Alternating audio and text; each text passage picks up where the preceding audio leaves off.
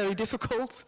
CELA is a 4-year talent development project connecting writers and translators and literary professionals over 10 countries, connecting 11 literary organizations, 79 translators, 30 writers, and 6 literary professionals. And we do that by writing texts, translating them, hosting workshops, doing residencies and specialization courses, going on stage, going to book fairs, visiting publishing houses, and what is most important, I think, is moments like these when we all meet and we exchange. And that is, I think, the core to CELA, that we are able to be here. And it's extra special, of course, after 2 years of silence and Zoom meetings. We were all very much ready to be able to sit in one room again, together, to see each other, to see that we all have bodies, to be able to hug and to really make the connection better than you are ever able to do that through the internet. I mean, no offense to the online people. So what have we been doing this whole week? We call it Montage Week because we have been montaging the second phase of CELA. All the participants have been in a total of, I think, 20 workshops. We have been having meetings with all the staff, discussing the status quo of CELA, but also the future of CELA. We have been having many drinks and dinners together to talk, to connect. But we have also been working very hard on rehearsing for a unique stage presentation format that will be showcased around Europe, visiting all all literary festivals in all.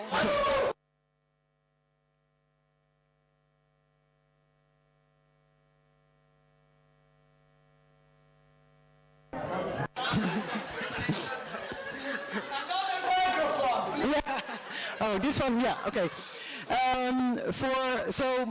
We have the festival tour, visiting literary festivals across Europe, showcasing and spotlighting translators and writers on the stage, bringing their texts to the audiences across Europe in the languages that are in CELA, of course, so we can really understand each other and share the stories across Europe.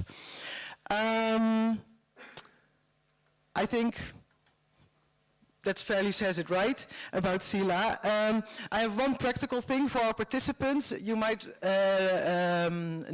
remember that I gave you an assignment at the beginning of this week to find the first sentence of your favorite poem, find translators, and have it translated into at least 2 other CELA languages, and then send it to me.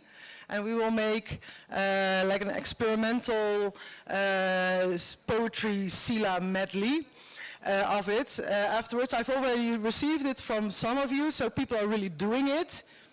If you thought no one is going to do this, yes. So please, this is your last night to do it. Then, of course, I have, maybe some of you already saw, I have a big list of people to thank. Because we are doing this, as you know, with a huge team. First of all, I would very much like to thank Escuela de Escritores for hosting us, for welcoming us in their space.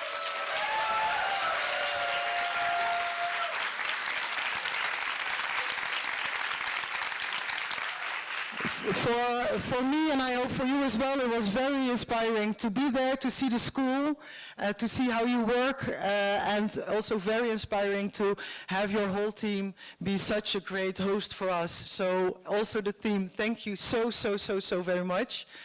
I really have to mention the people who did like every detail, making it happen, that we could be here, that we could drink, that we had the schedules, that we could ask anything when we were lost. The production team, of course, I mean, Mariano, Ricardo, and Polfi.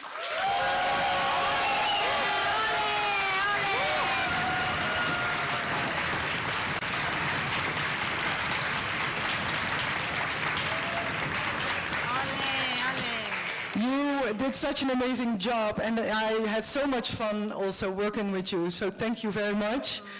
I would like to thank all our workshop teachers. Some of you are in the audience right now, some we flew in and already had to leave. I think you were all part of making this program happen, so thank you so very much for your sharing and your input and your expertise. Yeah.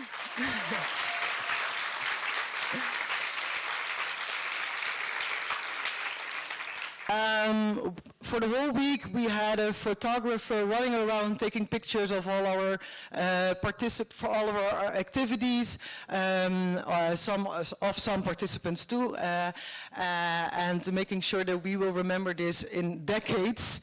And she's here now, of course, too. So thank you very much, Isabel.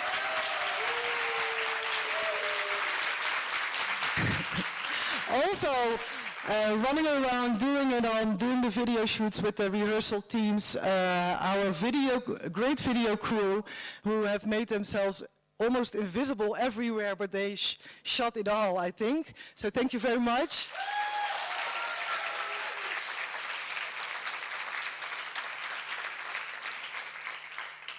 Then the people that really work behind the scenes very much, I think.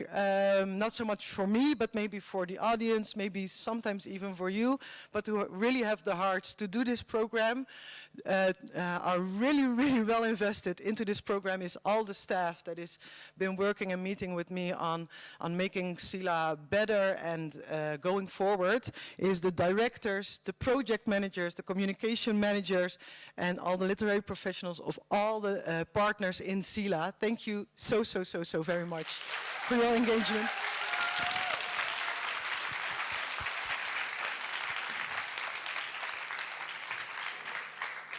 I promise you I'm almost there. Who also we had the pleasure of visiting us is our accountant, and I really would like to mention him because he is also doing a very, very difficult job. Erik van Dam, I don't know where he is. Yes, thank you.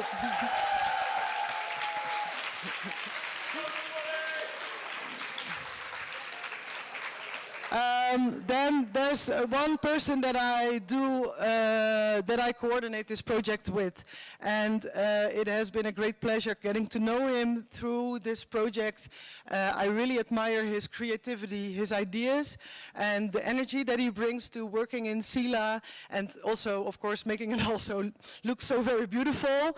Erik Peters, thank you.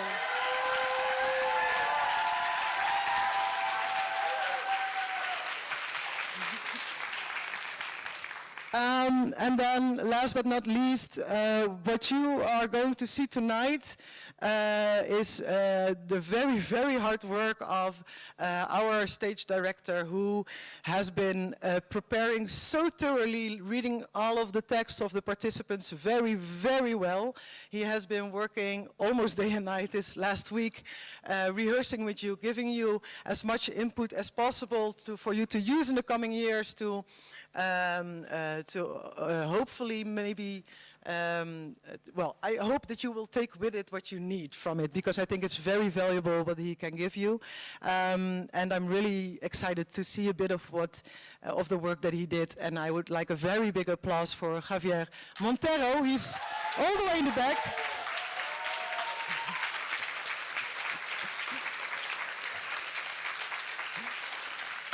I know he's also really, really tired, so give him a drink afterwards, but not too many.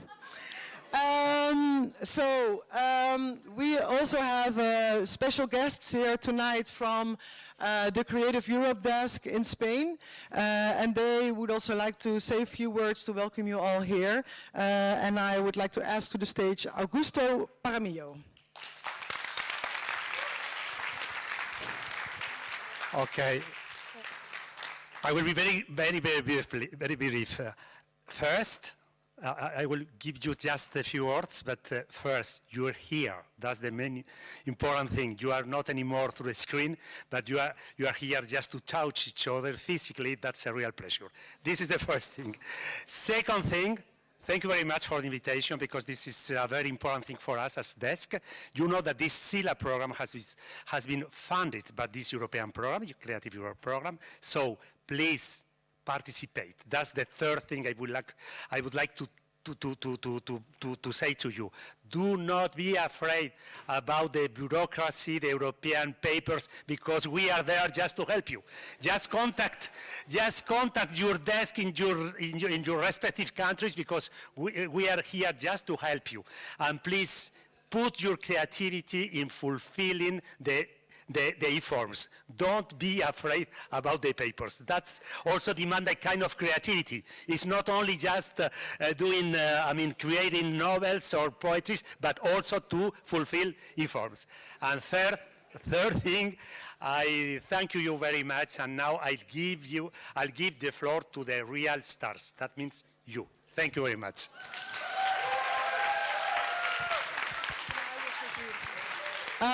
Thank you so very much, Augusto.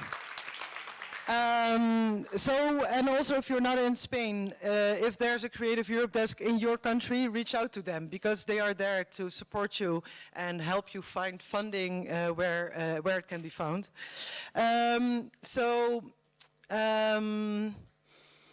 Well, I had the greatest week. I'm also that tired. My head is so full of all the input that you gave me, and I really appreciate that. I will be going home with many ideas, and I surely hope to see you again during the festival tour. I hope to be visiting a few of the festivals, but also stay connected, please, to us, to the organizations, to each other, because that is what CELA is about, and that is what we hope to achieve. I hope you go home with as much inspiration as I will. That's it for me. I'm just going off to drink beers after this. First, of course, there's two more people who need to take the stage before we can go on into the show. And that is, I think, the CELA bosses, Frank Tazelaar and Javier Sagarna.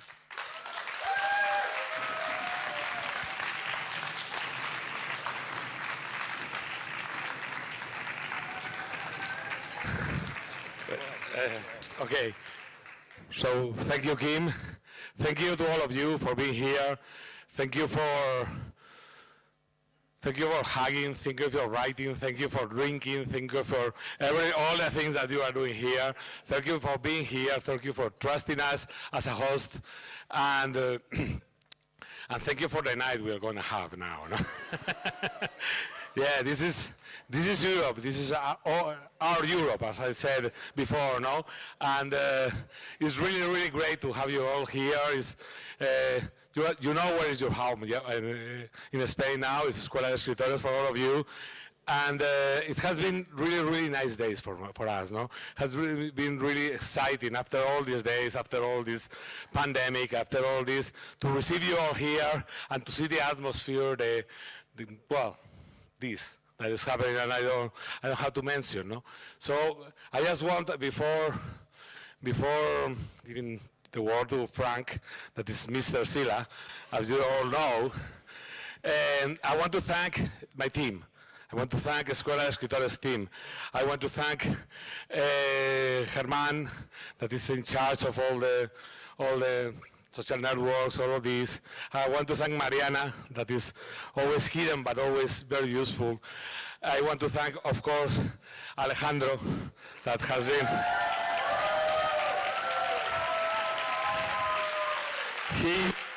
He has made this. He has made this. I want to thank Humberto, Daniel, the writer, all the team that has been for us, the translators, the LPs, of course. I want to thank Claudia. She's my daughter, and she has been here, and I'm very proud of being with you here. And that's it. We are closing CELA. We are going to be very, very sad tomorrow. No, closing CELA. No. Closing the Montas week of CELA. we are going to be very sad tomorrow, but tonight and today we still are going to have real fun. So that's all this what had happened is because of someone who has the idea, who has the dream, and what made it possible. This is Frank Tassarar.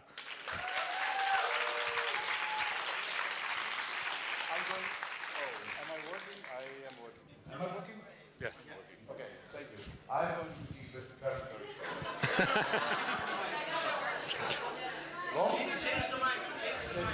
Change the mic. I was going to say, thank you, Michai.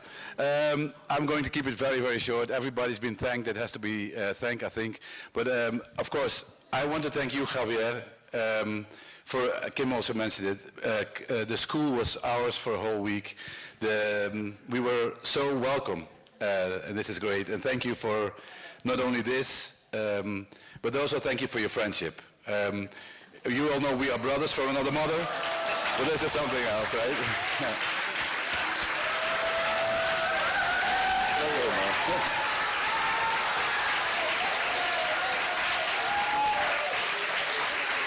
And I hope we will see, and I already think this is the case, we see a lot of friendship. There is one more friendship that I want to bring on the stage, and for one moment, that's one, you have another one? So we mentioned them already, but we could not have done this without the Los Dos Reinas de Montageweek. These people are amazing. I mean, we have the privilege of working with them, Javier with one and I with the other, throughout the year, but you saw how amazing they were. Not only professional and, you know, all the schedules and stuff, but it's the love that they give to the project. It's pure love and a lot of fun too. So I would like to stand up and applaud Alejandro and Kim. Come on.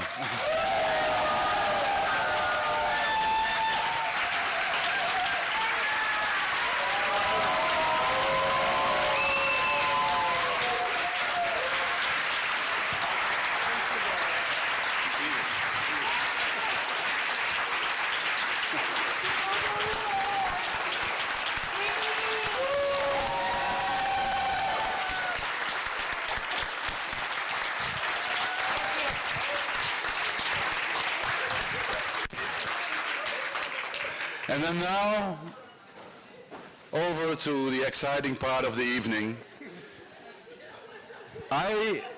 We, Javier and me, are going to leave you in the hands of two very special people.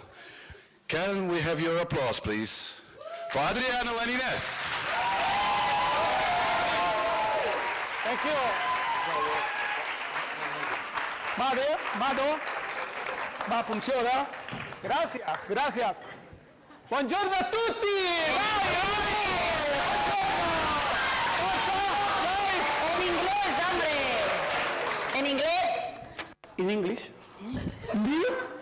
Really a lot? So I have to... Hi everybody, thank you, grazie. Oh, you are a lot. You are a lot. Pero mazo de peña, ¿eh? After this moment of emotion, I think we can go home and say, bye, see you in CELA 2023. Yeah, thank you. Yeah, it was really exciting. You know, really. And now we are, okay. So, in Europe, I think we have also representatives of Europe, of course. One of the most important things is meritocracy. I'm Adriano Pugno. I'm the literary professional of Italy, Scuola Holden. I think I'm the worst English speaker here. And I'm the host for the second time in English! Yay! Thank you! Kim. Wow, nice professional, nice professional. Kim, why are you doing it? Why me? Why me? Why me? Okay. But I'm not alone. You can see her. She's a fantastic interpreter. She told me that, okay, she's a translator, but today She's an interpreter. She was a friend of mine. She's the co-host. Sorry, there is Nikki also here. You were a fantastic host. Thank you, Nikki, for the last time. It was fantastic. But now, we have the gorgeous Ines Sánchez Botanero. Hola, Maja. ¿Qué pasa? ¿Qué pasa? A ver, ¿me oís? Vamos.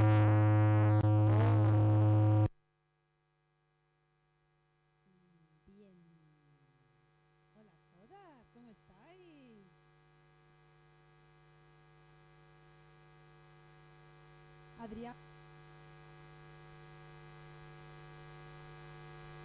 A comercial, please. Muy bien, ay, perfecto ahora, muchas gracias. Bueno, como bien ha dicho mi compañero Adrián, en Europa la cultura es muy importante y en ella también es importante la meritocracia. Como bien ha dicho, él es Adriano Puño, el profesional literario italiano y, como él ha dicho, el peor hablante de inglés, pero aquí está como presentador. Un aplauso, por favor.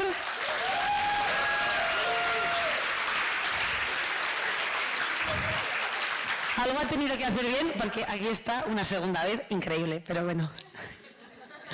No, pero bueno, efectivamente, como ha dicho, no está solo, estoy yo aquí también.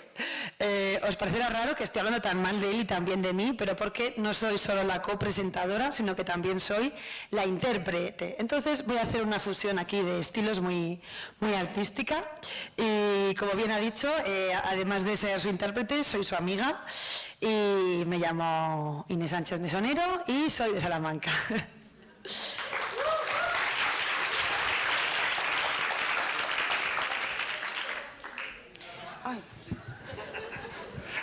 It was fantastic that the only thing you read is your name.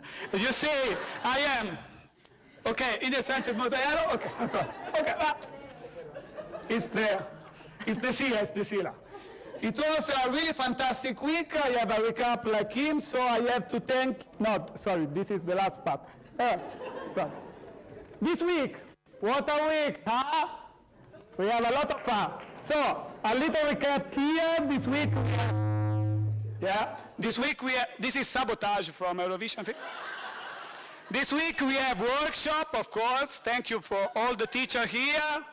We drink a lot of cervezas, of course. We talk about literature. We stay for this reason for literature. Yeah, it's strange, but it's for literature, everything. We drink other cervezas, of course. We also dance a rock version of Despacito, so I have to thank you to Luis Fonsi. Fantastic one. I don't know if you want. Claro que quiero, hombre. Bueno, esta semana hemos tenido muchos talleres, hemos bebido muchas cañitas, hemos hablado mucho de literatura, hemos vuelto a beber cañitas y también hemos bailado una versión de Despacito, versión rock, que pidieron todos los extranjeros como 80 veces, mientras los españoles las lágrimas nos caían y las caderas nos giraban a la vez, pero bueno. Incluso también ha habido una versión de rock de Britney Spears. Y Adriano también baila muy bien, por cierto, esto esta noche ya lo veréis, pero ahora le paso el micrófono. Then we have to translate me this last thing because I think it was interesting, but. And we stay, I think all of you told before, we stay together in escuela, in real life, so no Zoom this week, but I have a very important message for our audience in Zoom. Where is the camera for the Zoom people? Where are the Zoom people? Where? Zoom people? Here, okay, Zoom people. So, this night you will see a lot of European performance from, I don't really tell every country because I'm sure that I forget one and then they kill me. So, a lot of European countries. There are some countries that are very... Okay, so, some countries. So, a lot of European performance, but this is not the Eurovision. If you want to see the Eurovision, change the channel. We are CELA, okay? Thank you. Now everyone with love reaction, with the head, or the corazon, as you say. I think there are a lot of people, Spanish people on Zoom, so you can, if you want. Hombre, pues claro. Como bien ha dicho mi super compañero Adriano, qué bien que por fin nos podemos ver en carne, sino en píxeles. Menudo lujo. Así que ya sabemos que hay vida más allá del Zoom. Pero muy importante para los que estáis viendo esto desde vuestras casas o desde, yo qué sé, desde un rincón de la plaza, que no os equivoquéis porque esto no es Eurovisión, ¿vale? Esto es el CELA. Si queréis cambiar de canal podéis, o podéis aprovechar y salir de vuestras casas luego a Malasaña, porque ahí sí que vamos a cantar y a bailar con toda nuestra Unión Europea. Y ahora vamos a presentar un poquito el programa que vamos a teatralizar brevísimamente. Vamos a tener 3 espectáculos. El primero, atención a mi nivel de lenguas del este. El primer dúo es Urszula Jablonska con Tadeusz Dochenianski. Espera. El segundo serán Cristina Bremes y Charlotte van Ruden.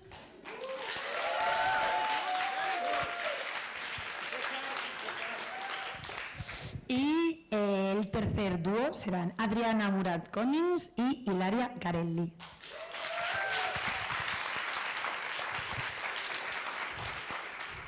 It's like she said, this is CELA. CELA! Okay, no, Spanish one. So, I really love Spanish. But, viva la España. So, let's start. Well, the first one is one of my favorite, I have to say it, and it's a short story, and it's about what the island Utopia would look like. It was really a hard sentence to say, so I say sorry about it. I think in Spanish sounds good. A ver, este se acaba de escaquear de pronunciar el nombre polaco y el checo, así que le voy a volver a pasar el micrófono, ¿vale? Y os lo va a leer. Pero ya os aviso de que el título, el resumen de esta obra es ¿Cómo sería la isla Utopía?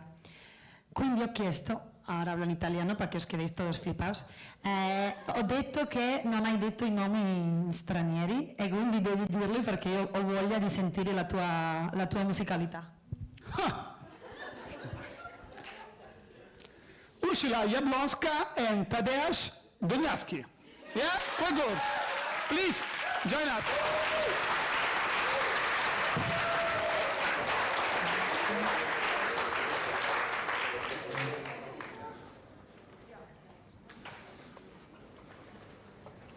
Does this work?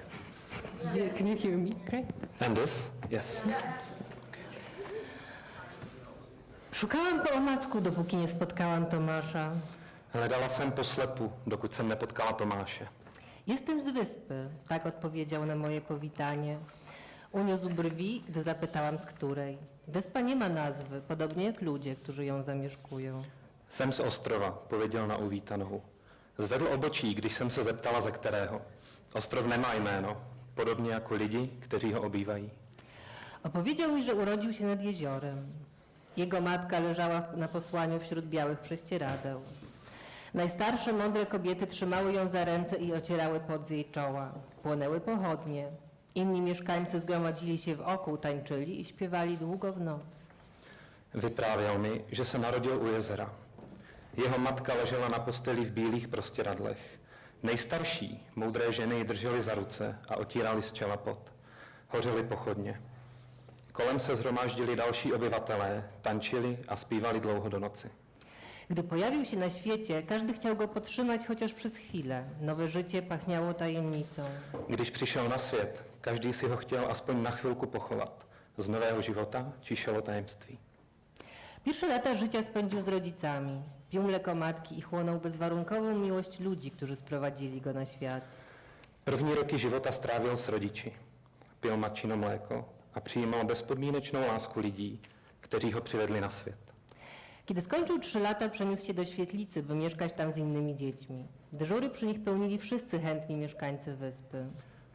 Když mu byli 3, přesídlil do školičky, aby tam žil s dalšími dětmi. Dohlíželi na ně všichni ochotní obyvatelé ostrova. Każdy miał szansę poczuć miłość i bliskość, obrzydzenie i irytację.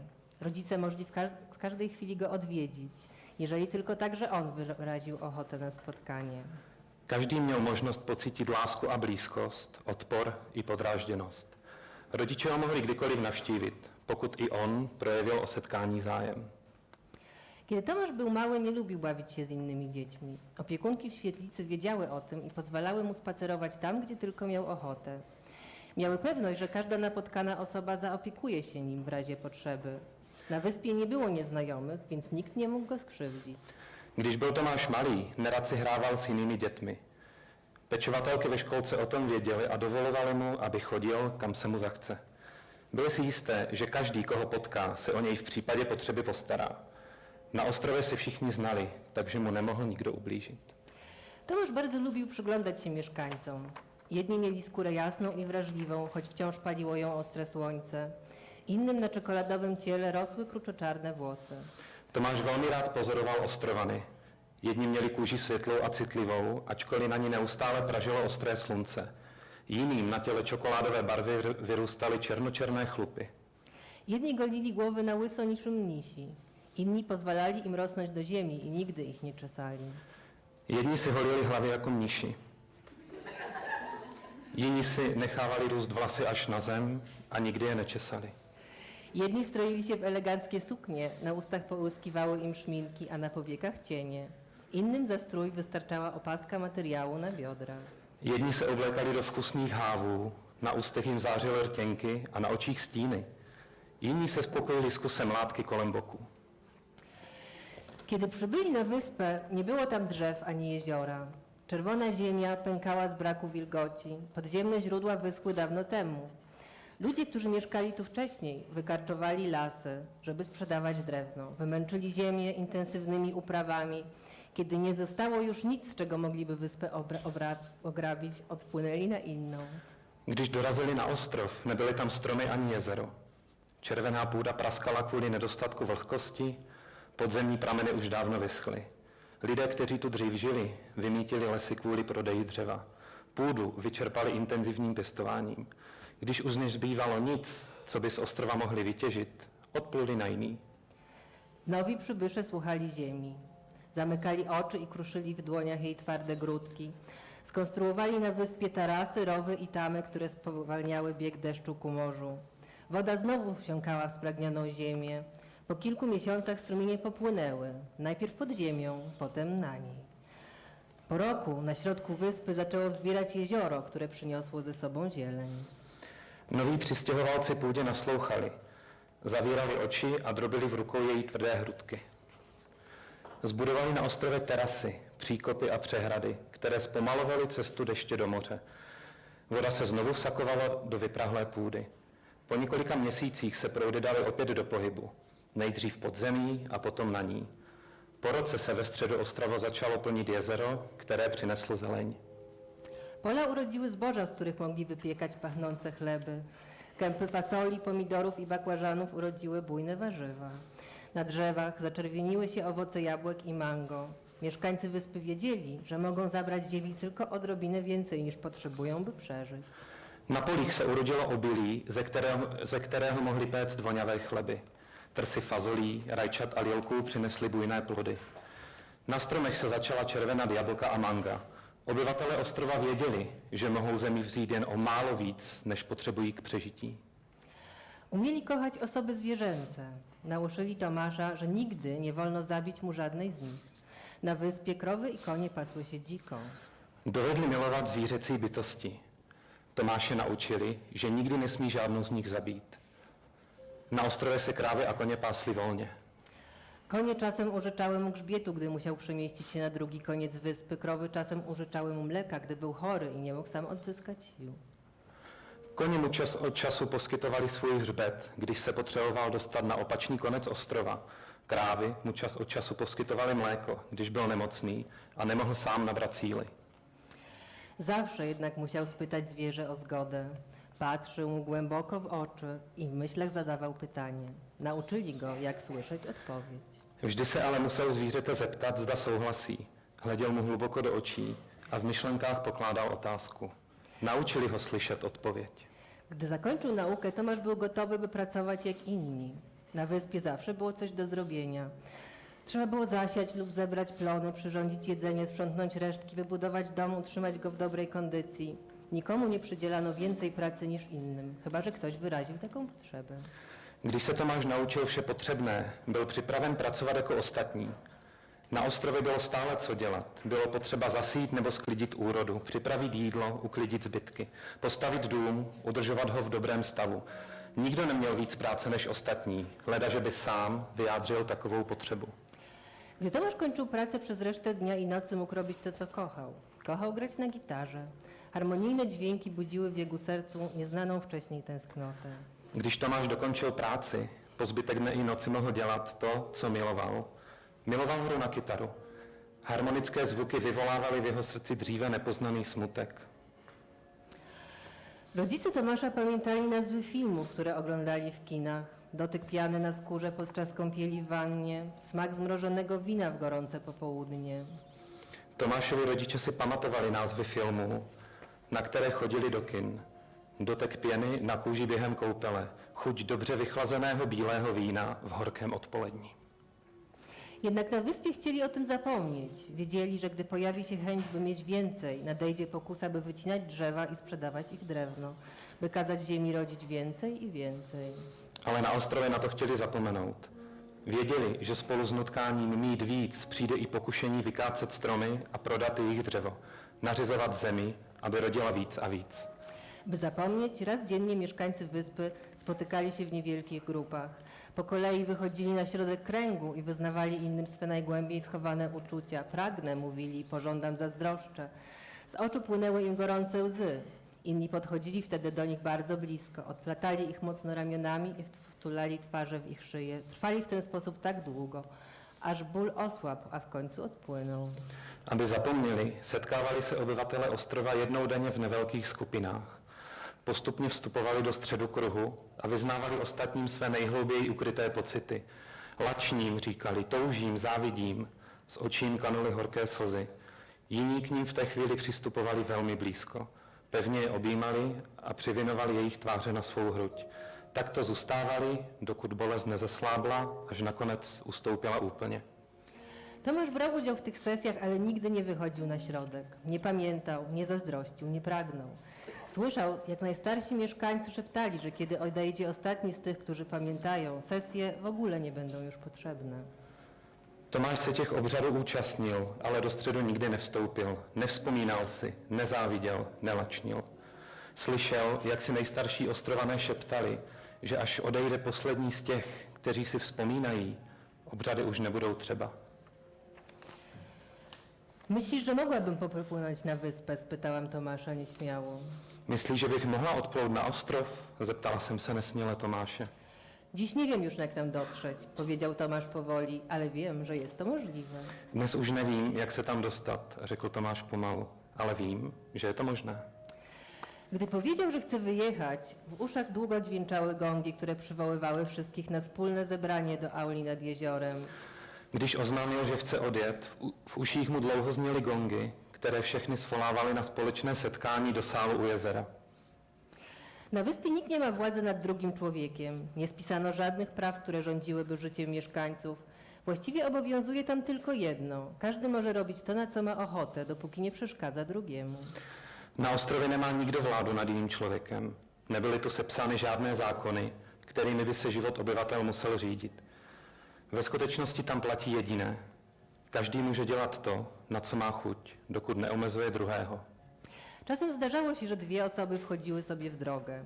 Ktoś postawił dom zbyt blisko sąsiada, ktoś przeszkodził drugiemu zbyt głośnym zachowaniem. Wtedy ci dwoje spotykali się i rozmawiali tak długo, aż udało im się znaleźć rozwiązanie. Jeżeli trudno było im się porozumieć, prosili o radę dowolną osobę na wyspě. Čas od času se stávalo, že si dva lidé skřížili cestu. Někdo si postavil dům příliš blízko souseda. Někdo obtěžoval jiného hlučným chováním.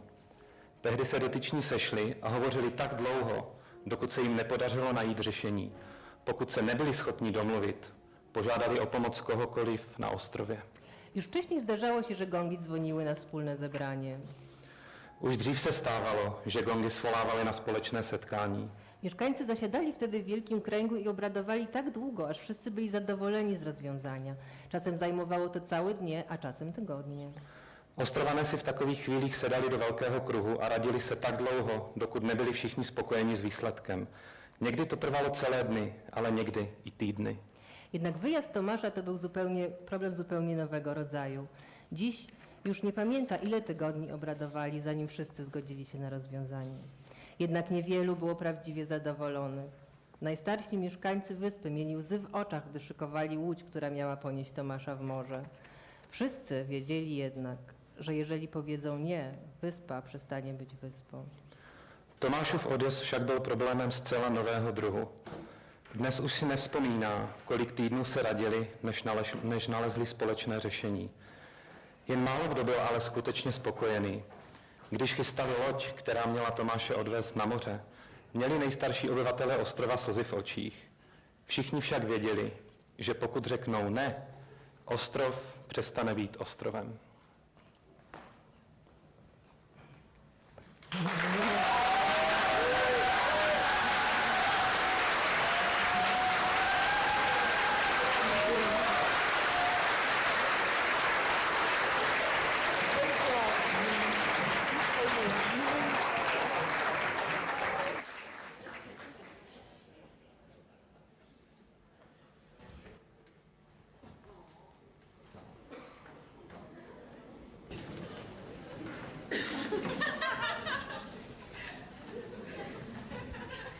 Why? ¿Y por qué no? ¿Y por qué no? Okay. A ver, esto lo hacemos para que os dé envidia y queráis bailar con nosotros luego, ¿vale? ¿Habéis visto qué calma con la playita y la música de meditación? Estáis todos relajadísimos, ¿verdad? Ahora que hemos tenido este momento de playa, vamos a entrar en un momento de encierro, porque el próximo dúo trata de una historia de una chica que está encerrada en su piso, que empieza a perder el control y a obsesionarse con su rutina diaria. I'm the worst English speaker, not the best dancer, but we had the second couple. No offense for the other one, as is one of my favorites. And this, why are you laughing? I don't know. But, so, okay.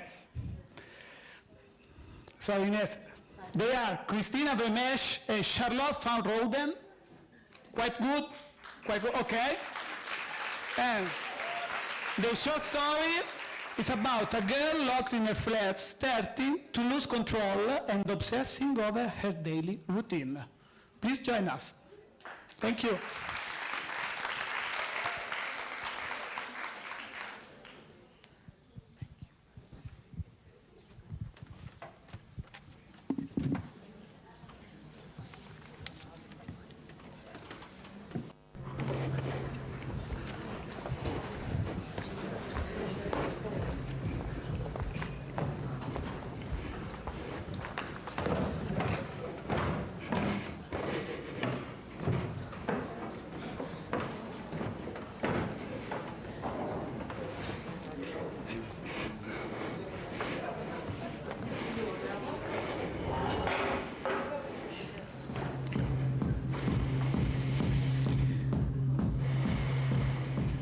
Ziua începe mai devreme decât aș fi crezut.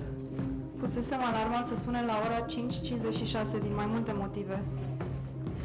De dag begint eerder dan ik had gedacht. Ik had de wekker gezet om 5:45 Daar had ik verschillende redenen voor. Voiam să am timp pentru meditația de dis de dimineață și totodată să pot aștepta 30 de minute. Pentru ca pastila ce îmbunătățește funcțiile tiroidiene să-și facă efectul înainte de cafea, iar apoi să încep o serie de exerciții ce îmbină arderea grăsimilor cu tonificarea mușchilor, folosind doar propria greutate, fără să uit între timp să dau drumul la boiler, fiindcă încălzirea apei durează aproximativ 4 ore, ceea ce mi acordă suficient timp să termin și secvența de yoga pentru descreșterea inimii, fără a mai expune pericolului de a inunda apartamentul, pentru că termostatul boilerului nu mai funcționează și atunci apa se încălzește prea mult. N-am limitat, atingând aproape punctul de fiebare și declanșând o presiune interioară ce riscă explozie.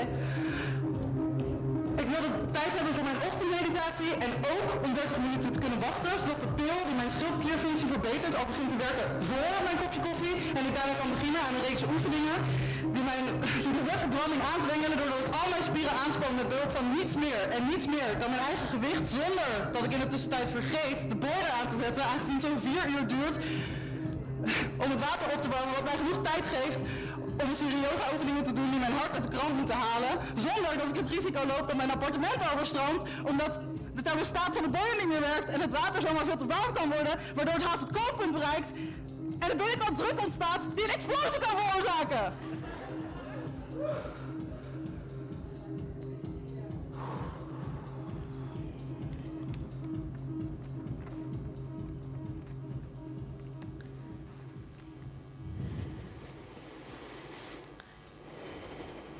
Toate planurile se prăbușesc rând pe rând. Lumea întreagă se stinge. Saloanele publice se închid, avioanele zboară rar și companiile aeriene dau faliment. Revenirea la lumea reală, la care mă așteptam în trenul de la aeroport, este dată peste cap. Alle plannen vallen in het water, het een na het ander.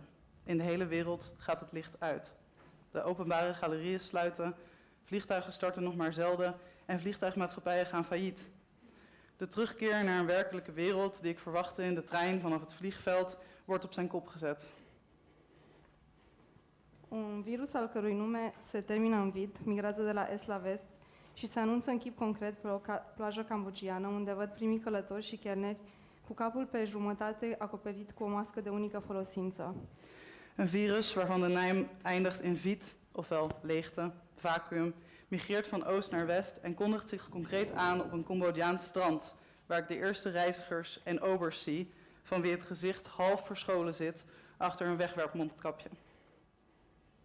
Acum, pericolul contaminării este omniprezent și sunt locuri în care cadavrele, victime ale atrofierii pulmonare, nu au loc de groapă, fiind ținute în congelatoare enorme la comun. Străzile sunt imobilizate, motorul de mașină nu se mai aude, ieșitul din casă este determinat de un protocol strict pentru a întâmpina răspândirea molimei. Nu is het risico op besmetting al ontegenwoordig en er zijn plaatsen waarin de graven geen plek is voor de lijken. Slachtoffers van het afsterven van hun longblaasjes. Ze worden met z'n allen bewaard in enorme koelcellen. De straten zijn verboden terrein, je hoort geen enkele automotor meer. Je mag je huis alleen volgens een set strikte regels verlaten. Alles om de verspreiding van de epidemie voor te zijn. Efectul asupra orașului este fantastic, deși cauza este catastrofică.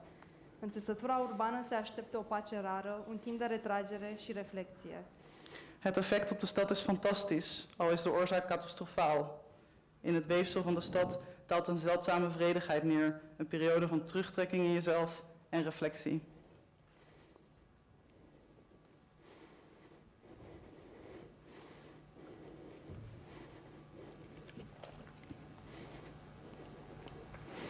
În lumina soarelui rarefiat de martie, apoi aprilie, mai, mamele joacă cu copiii lor, bătrânii răspire aer curat pe bănci publice, umanitatea melancolică iese la suprafață. Plimbarea zilnică durează doar o oră și o degust cu intensitate. Redescoper orașul, dincolo de agitația cotidiană, care îl ascunde de obicei.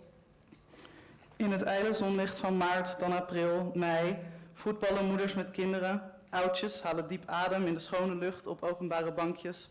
Een melancholische menselijkheid treedt aan het oppervlak. De dagelijkse wandeling duurt maar een uur en ik geniet er intens van. Ik herontdek de stad voorbij de dagelijkse agitatie die haar normaal gesproken vervult. În schimb, existența între 4 pereți ce delimitează câțiva metri pătrați, în care zilele se pot repeta fără configurații distincte, poate fi apăsătoare. Decizi să programezi cotidianul cu strictețe.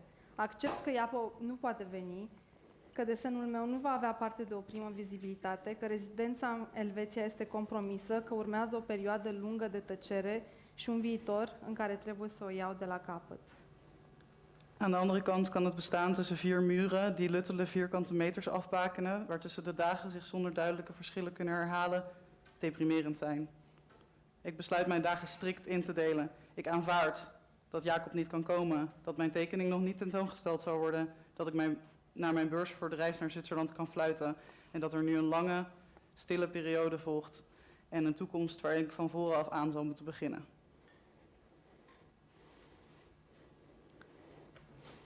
Diminețile încep de vreme, înainte de răsărit. Urmează un impuls de moment de a face din tăcerea impusă o tăcere deliberată, aprofundată. Închid ochii, așezată turcește, ridic palmele către cer și las un negru complet să-mi invadeze mintea. De aici, trec la o formulă de meditație ghidată. De ochtenden beginnen vroeg, nog voor zonsopgang. Ik volg een spontane impuls die in opgelegd zwijgen verandert in een opzettelijk en diep zwijgen. Ik sluit mijn ogen, ga in kleermakerszit zitten, draai mijn handen met de palmen omhoog en laat een volledige duisternis mijn geest binnendringen. Vanaf dat moment stap ik over op een formule van gericht mediteren. De la curățirea minții, trec la curățirea corpului, pe care îl supun unui program strict de exerciții cardio, bodyweight și yoga timp de aproape 3 ore, interval în care devin conștientă de fiecare mușchi, senzație, efort, penetrând cotloane până acum neștiute. Van een schoonmaak van mijn geest ga ik over op een schoonmaakbeurt van mijn lichaam, dat ik onderwerp aan een strikt cardio, bodyweight en yoga-programma, zo'n 3 uur lang, een tijdspanne waarin ik me bewust word van iedere spier, inspanning, ieder gevoel. Ik kom in holtes waarvoor ik hiervoor het bestaan niet eens kende.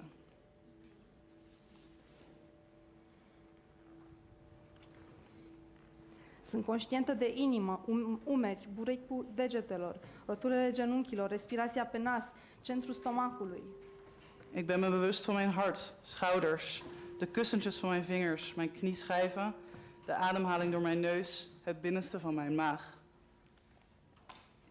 De la curățire trec la reconstrucția intelectului și analiza originilor, începând cu descoperirea democrației în Grecia antică, trecând prin Revoluția franceză și istoria canonului literar vestic, conștiința de sine hamletiană și strategii militare din al doilea război mondial.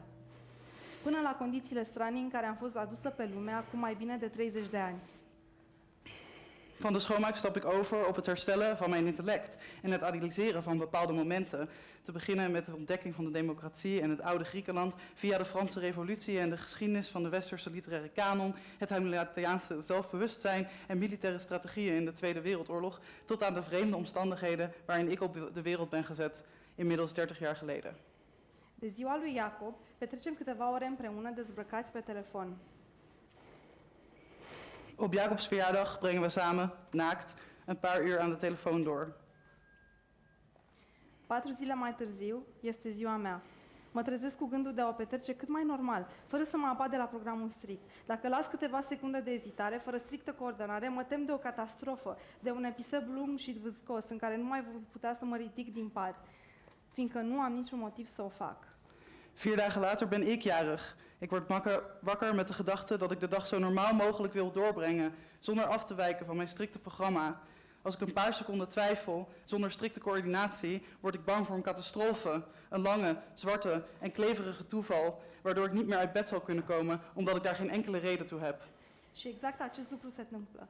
Ecranul de dimineață se aprinde cu mesaje de la necunoscuți, care știu că este ziua mea, fiindcă virtualul i-a anunțat. En dat is precies wat er gebeurt. Het scherm ligt 's ochtends op met berichtjes van onbekenden die weten dat ik jarig ben, omdat het internet ze dat heeft verteld.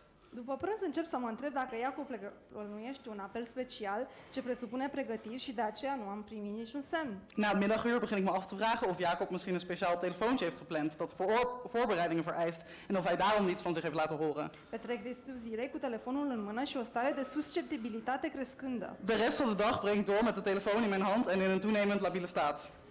Ecranul nu cooperează și mă supune chinului de a spune mulțumesc pe pilot automat de prea multe ori, fără niciun sentiment real de recunoștință. Het scherm werkt niet mee en onderwerpt me aan de kwelling om zonder enig gevoel van dankbaarheid op de automatische piloot veel te vaak dankjewel te zeggen. Ora 4, 8, trecut de miezul nopții și adorm cu un sentiment amar. 4 uur, 8 uur, middernacht komt en gaat en ik val met een bitter gevoel in slaap.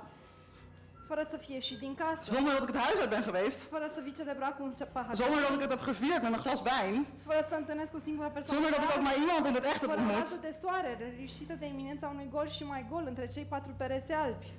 Zonder een enkele zonnestraal, omringd door een dreigende leegte en nog meer leegte tussen die 4 witte muren.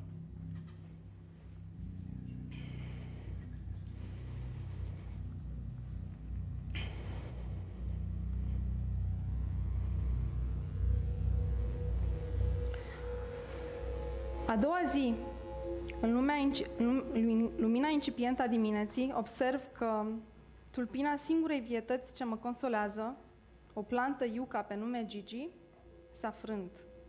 Semnele funeste continuă. Statueta Ganesh a o ureche frântă, iar ceașca preferată de cafea mi-alunecă printre degete. De volgende dag zie ik in het opkomende ochtendlicht dat de stengel van mijn enige levende wezen dat me troost biedt, een yucca die Gigi heet, geknakt is. De kwade omina gaan door. Het beeldje van Ganesha heeft een gebroken oor en mijn lievelingskopje valt uit mijn handen. Cele puține lucruri de care mă pot agăța, în prima zi de schimbare a prefixului, se prăbușesc și simt că nu mai este nimic de făcut. Mă întorc la moalele plapumei și mă retrag într-o semiconștiință ce durează mult timp. De weinig dingen die me houvast bieden in de eerste dag van de verandering van het eerste cijfer storten in. En ik voel dat er niets meer aan te doen is. Ik kruip weer in de zachtheid van het dekbed en trek me terug in een semi-bewuste staat die lang duurt.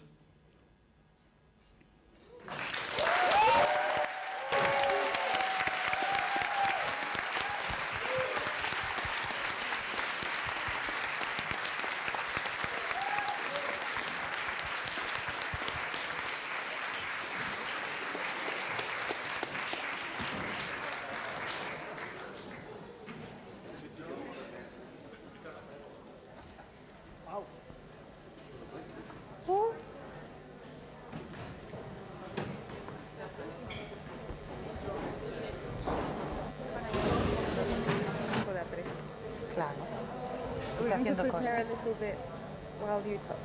Ah, okay. But don't, Okay, no, don't problem. address. No, okay. Don't talk. I go out from my character for a while to say that I don't speak Poland, Czech, Romanian, or Dutch, etc. But it was really intense and hypnotizing. It was a really good work, and I want to thank again our stage director because it was really amazing. Thank you, really. Now, you have to translate. Sorry. Hombre, claro. Nos salimos un momentito del papel porque queremos expresar que toda esta intensidad y este peso nos ha tocado, a pesar de que no entendemos estas lenguas tan diferentes a las nuestras. Y esto es también, en parte, mucha parte, gracias a Javier Montero, el director de teatro. Muchas gracias, Javier. So we are preparing, as how I think one of your most famous writer and poet says, Federico García Lorca, pasito, pasito, suave, suavecito. So go slowly, very slowly, because now we have to prepare. Yes, we are in the end, so it's one of my favorite, because the end is important, no, to be an important. What the fuck? Can you translate? Not the only. Corcholis. Como estamos llegando al final, citando a Federico García Lorca, queremos decir que esto se va a hacer pasito a pasito, suave, suavecito. La generación aquella fue muy intensa y se nota en la actualidad, ¿no? La herencia poética, como vemos en CELA y en todas las discotecas. En CELA!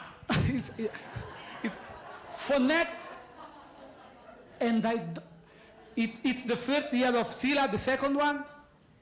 It's the second one. The third one, I don't remember what stands CELA for.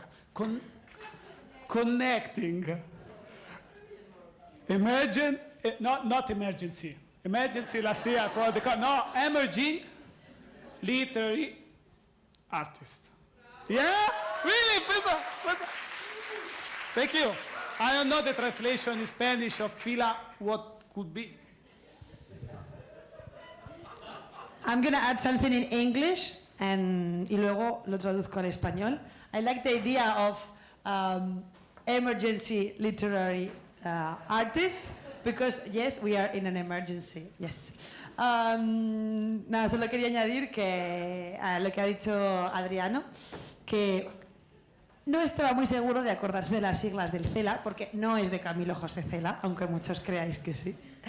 Viene se traduciríamos las siglas como que estamos conectando a artistas literarios emergentes. Lo ha dicho muy bien, puturru de foie. Y ya no sé qué más ha dicho, así que le voy a pasar el micro. Okay, so we can, yes we can, yes, Obama, see? Thank you also, because I think also Barack Obama is on Zoom to see what are you doing, so thank you Barack, yeah, we support you. So, last one, I think it's easier for me because there is the Italian. So, we're happy to introduce. You want to say the Spanish and me the Italian, it's like, no, go, okay. It's difficult, the surname. Adriana Murat-Konings and Ilaria Garelli, yes, it's easier. And they will talk about the consequences of extreme hunger. ¡Oh, la, la! Es gracioso que nombremos a Obama y el texto vaya de las consecuencias extremas del hambre. Interesante. Que como bien ha dicho Barack, es nuestro amigo. Nos vamos siempre a bailar los tres. ¿No veis que tienen ambos rizos? Nos parecen hermanos. Pero bueno, volviendo aquí a nuestro dúo, que parece que estamos chupando micro de la leche. La obra trata sobre las consecuencias de las extremas del hambre y lo presentan Adriana Murat-Konings y Ilaria Garelli.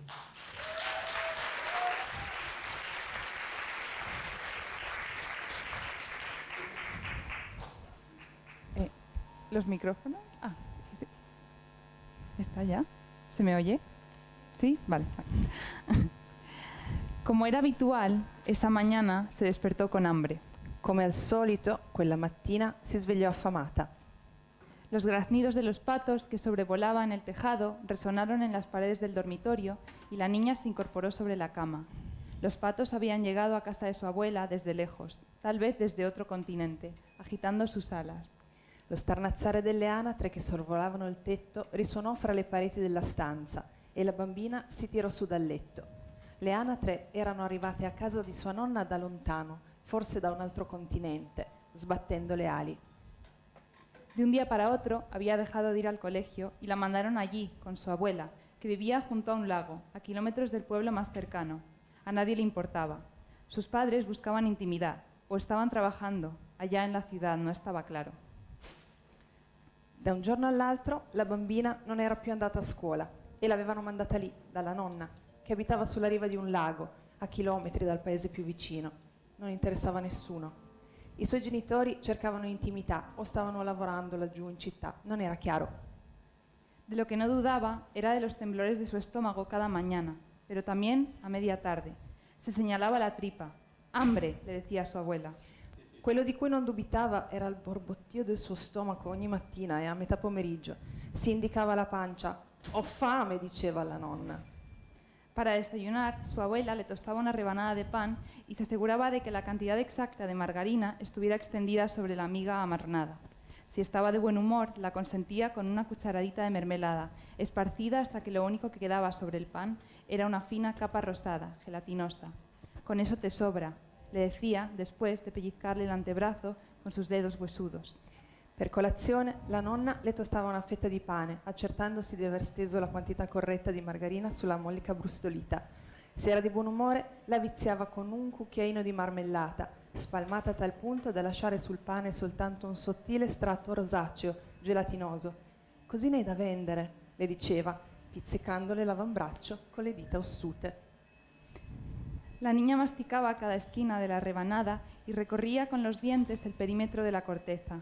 Después atrapaba hasta la última de las migas y se las metía en la boca. La bambina masticava ogni angolo della fetta e con i denti tracciava il perimetro della crosta. Por la tarde... Poi raccattava anche la più piccola briciola e se la mangiava. Por la tarde su abuela no era tan generosa. Si había suerte, pelaba una manzana y le ofrecía la mitad. La otra mitad se la metía en la boca, entre sus labios finos, apenas una línea de carne. Le gustaba masticar enseñando los dientes, como si la pulpa ardiera. Al pomeriggio la nonna non era altrettanto generosa. Se aveva fortuna, le pelava una mela e le offriva una metà. L'altra metà la metteva in bocca fra le labbra sottili, appena una linea di carne. Le piaceva masticare, mostrando i denti, come se la polpa scottasse. Ni siquiera la llegada de los patos le impidió desear que esa mañana algo distrajera a su abuela, algo que la mantuviera lejos de la cocina. Frente al espejo se colocó el pelo en un coletero, fantaseó con comerse por lo menos otra rebanada de pan. Mientras bajaba, dando saltos de escalón en escalón, fantaseó también con sabores de mermelada que nunca había probado. Nemmeno all'arrivo delle anatre impedì alla bambina di desiderare che qualcosa distraesse sua nonna quella mattina, che qualcosa la tenesse lontana dalla cucina. Davanti allo specchio si legò i capelli con un elastico, fantasticò di mangiare quantomeno un'altra fetta di pane. Mentre scendeva, saltellando di gradino in gradino, fantasticò anche del sapore di marmellate mai provate. En la cocina, su abuela la acorraló. «¿Los has visto? Ya están aquí», dijo, y señaló el lago. La niña sintió, y por un segundo no sintió hambre. In cucina la nonna la colse di sorpresa. «Le hai viste? Sono arrivate», disse, indicando il lago. La bambina annuì e per un momento non avvertì i morsi della fame. Los vio a través de la ventana. Unos 30 patos, verduzcos algunos y otros pardos, flotaban sobre el agua oscura, ningún polluelo. Uno de ellos escondió el pico en su plumaje y después toda la cabeza. Le vide dalla finestra una trentina di anatre, alcune verde scuro e altri marroni, svolazzavano a filo dell'acqua scura, nessun anatroccolo. Una nascose prima il becco fra le piume e dopo tutta la testa. Sin dejar de mirarlos, se comió la tostada en 3 bocados y bebió de un trago la leche desnatada que su abuela había servido en el mismo vasito de siempre, intrincadas flores azules y amarillas. La bambina mangiò la fetta di pane tostato in 3 bocconi e, continuando a guardarle, beve un sorso del latte scremato che la nonna le aveva servito nello stesso bicchiere di sempre, a fiori gialli e azzurri, intrecciati. Los patos no se movieron demasiado durante la mañana. A pesar de que apenas un par de horas más tarde ya volvía la sensación, el estómago encogido, enfadado, no echaba de menos la ciudad. Le anatre non si mossero molto durante la mattinata, sebbene soltanto dopo un paio di ore le si ripresentasse quella sensazione, lo stomaco contratto, irritato, non rimpiangeva la città. Desde el jardín contempló cómo su abuela colocaba sobre la encimera los ingredientes de la comida. Intuía sus movimientos en la cocina, sus piernas rígidas, a punto de quebrarse, como un cervatillo que aprendía a caminar. Sus tobillos le recordaban a las alitas de pollo crudas que había visto en el supermercado. Dal giardino osservava come la nonna disponesse sui fornelli gli ingredienti del pranzo, intuiva i suoi movimenti in cucina, le gambe rigide sul punto di spezzarsi, come quelle di un cerbiatto che impara a camminare. Le sue caviglie le ricordavano le ali di pollo crude che aveva visto al supermercato. Se acomodó sobre la hierba y tras echar un vistazo a los patos que parecían dormitar, cerró los ojos. Si sdraiò sull'erba e dopo aver dato un'occhiata alle anatre che sembravano appisolate, chiuse gli occhi. Soñó con un pollo asado, la piel dorada y crujiente, una olla humeante en medio de la mesa, pero no en la cocina de su abuela, una mesa de madera envejecida, velas en medio, patatas asadas, una barra de pan. Sognò un pollo arrosto, la pelle dorata e croccante, una pentola fumante in tavola, ma non nella cucina di sua nonna. Un tavolo di legno anticato, candele e centrotavola, patate arrosto, un filone di pane. El graznido de los patos la despertó. Al incorporarse, los vio acercarse al agua con cierta prisa. Aún somnolienta, la niña saboreó el pollo, se relamió los labios. Su abuela cocinaba, comía y anotaba en su cuaderno de espiral, y volvía a empezar, pero ella siempre tenía hambre. Lo starnazzare delle anatre la svegliò, si tirò su e le vede avvicinarsi all'acqua con una certa fretta. Ancora assonnata, la bambina assaporò il pollo, si leccò le labbra. La nonna cucinava, mangiava, scriveva sul quaderno a spirale e ricominciava, ma la bambina aveva sempre fame. Decidió arrastrarse por el suelo en dirección a los patos. Sus brazos eran rápidos, no tendría demasiada dificultad. Decise di strisciare sul terreno in direzione delle anatre. Le sue braccia erano agili, non sarebbe stato troppo difficile. Como un guepardo, así se imaginó. Llegó hasta la orilla y tras un arbusto se preparó para atacar. Los patos mojaban el pico y se ahuecaban las alas con movimientos ansiosos. Si nadaban lago adentro, los perdería. Come un ghepardo, così si immaginò, arrivò alla sponda e si preparò all'attacco da dietro un arbusto. Le anatre si bagnavano il becco e sprimacciavano le ali con movimenti ansiosi. Se avessero preso nuotare verso il largo, le avrebbe perse. 3, 2 y se lanzó. Los patos aletearon sin mirar atrás, pero no volaron. Simplemente se desplazaron unos metros, hacia il lago. 3, 2 e si lanciò. Le anatre frullarono le ali senza guardarsi indietro, ma non volarono via. Avanzarono soltanto un paio di metri nel lago. La niña los siguió. Corrió contra el agua hasta que dejó de tocar el suelo y empezó a flotar junto a ellos.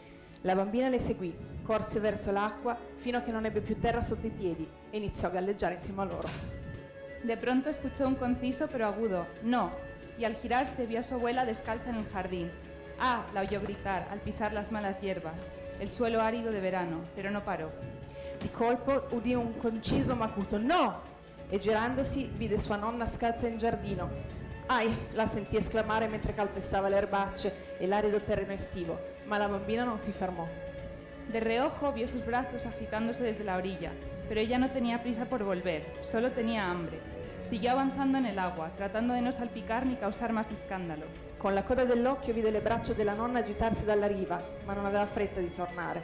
Aveva soltanto fame.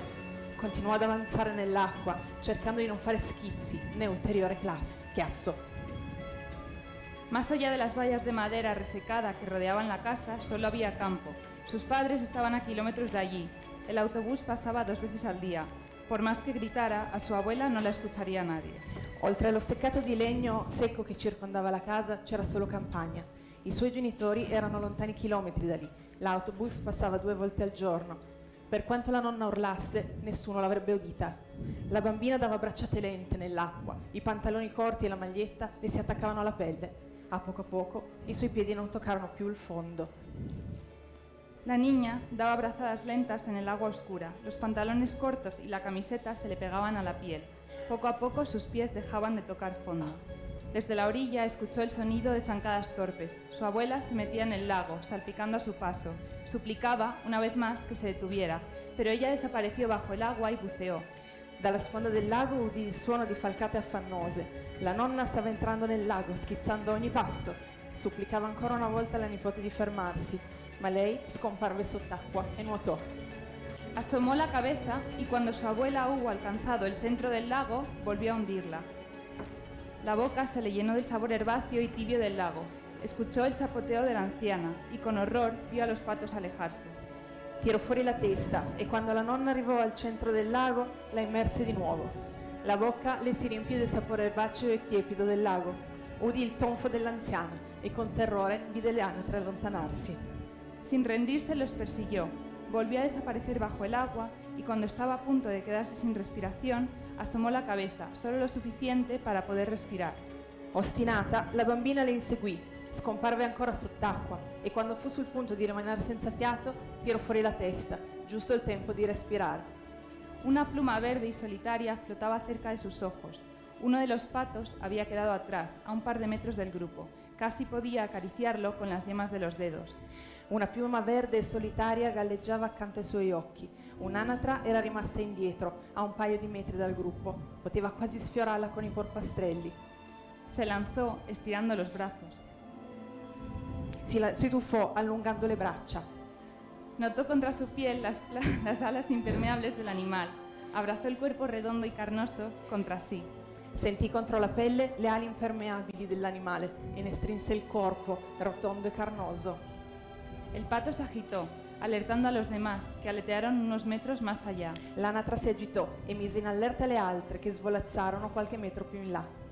Hizo fuerza sobre el animal, cerrando el puño sobre el cuello, hundiéndolo bajo el agua. Aunque el pato cada vez oponía menos resistencia, la niña luchaba por mantenerse a flote. Fece forza sull'animale, chiudendo il pugno sul collo, e lo affondò. Sebbene l'anatra opponesse sempre meno resistenza, la bambina si sforzava di stare a galla. Echó un último vistazo a su abuela, que apenas se veía parte de su cabeza. Ya no podía gritar. Solo agitaba con torpeza los brazos, azotaba la superficie. Guardò un'ultima volta la nonna. Le si vedeva malapena una parte della testa. Non poteva più urlare. Agitava soltanto le braccia con goffaggine, frustava la superficie.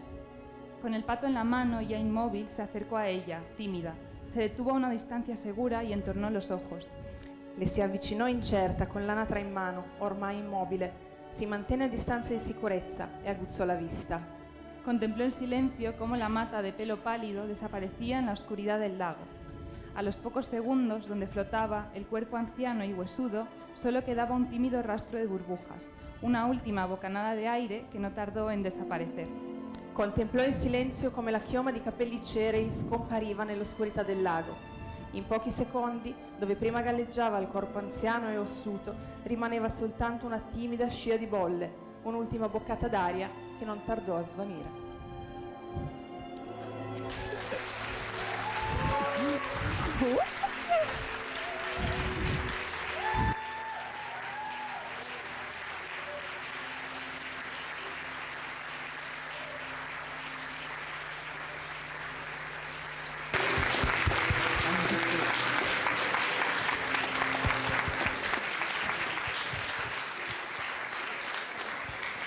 What a night! We saw the inhabitants of Utopia. We saw a girl looking a flat, these two girls, and we saw them on the stage. But do you think some short stories between a fight from a bear and a dinosaur? I'm a bear, I kill you. No, because I'm a fucking dinosaur, I'm huge. Okay. Could be interesting for the CELA Free. So,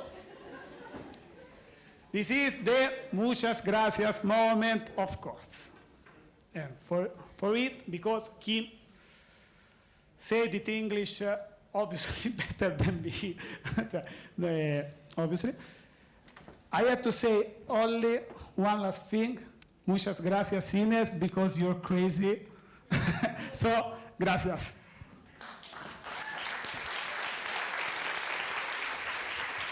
Thank you. Reciclando.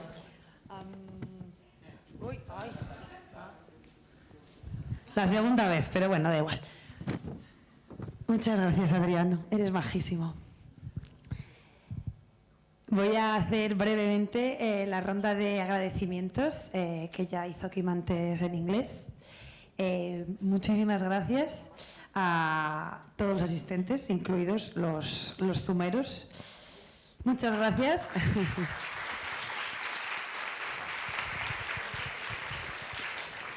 Los zumeros son los que están por Zoom, por si acaso. Gracias a las instituciones que están financiando el proyecto CELA. Gracias a todos los colaboradores del proyecto que vienen de un montón de sitios de Europa. Por supuesto, al Teatro Luchana, a todos los técnicos, todos los fotógrafos, los cámaras, también los que se están encargando de la parte online.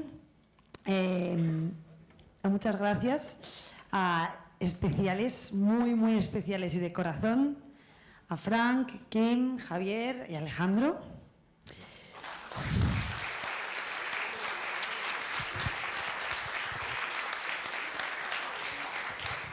Muchas gracias, por supuesto, también a Mariano, Ricardo y Porfi, que se han encargado de que nuestras funciones vitales fueran bien durante toda la semana.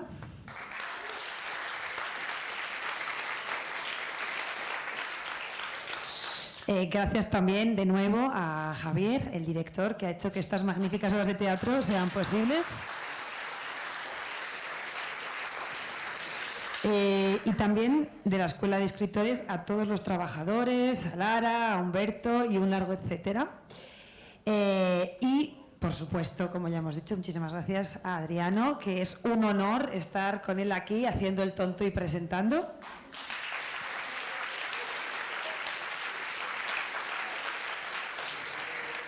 Y, por supuesto, muchísimas gracias a todos los participantes del CELA, que habéis tenido el valor de participar en esta locura de proyecto. Para mí ha sido un placer estar con vosotros. No ha acabado, pero bueno, quizá no estaremos los 180 juntos.